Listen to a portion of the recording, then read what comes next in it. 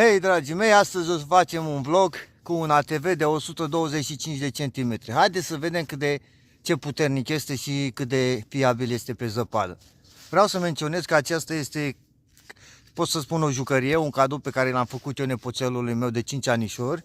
Și astăzi am decis să-l iau un pic la un road test. Haideți să vedem ce a ieșit.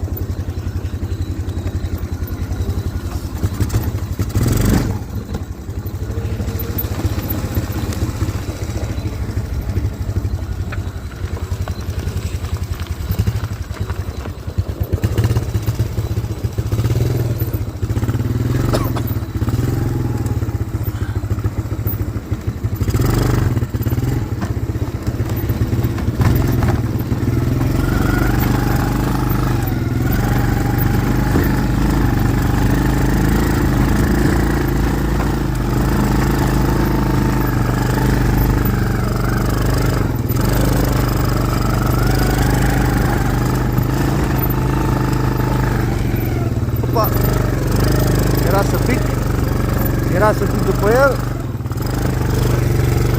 Nu mai avem cauciucuri, sunt tocite, dar tot ieșim din situație.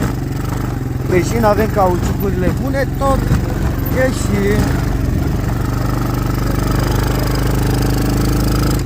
Acesta este greierașul meu cu care m-am distrat toată ziua.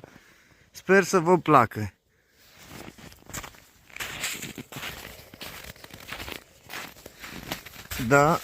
Da. Mie mi-a plăcut, a fost o zi foarte frumoasă, mi-a oferit ceva distracție. Acum depinde de fiecare. V-am spus, acesta este o jucărie, nu este un ATV pentru adulți, este un ATV foarte ok pentru distracție. Atât pe timp de vară, cât și pe timp de iarnă.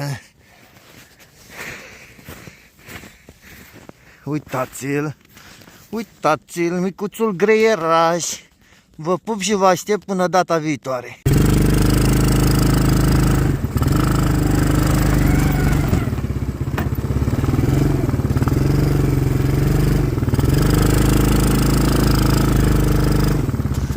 Pup și vă aștept la noul meu vlog.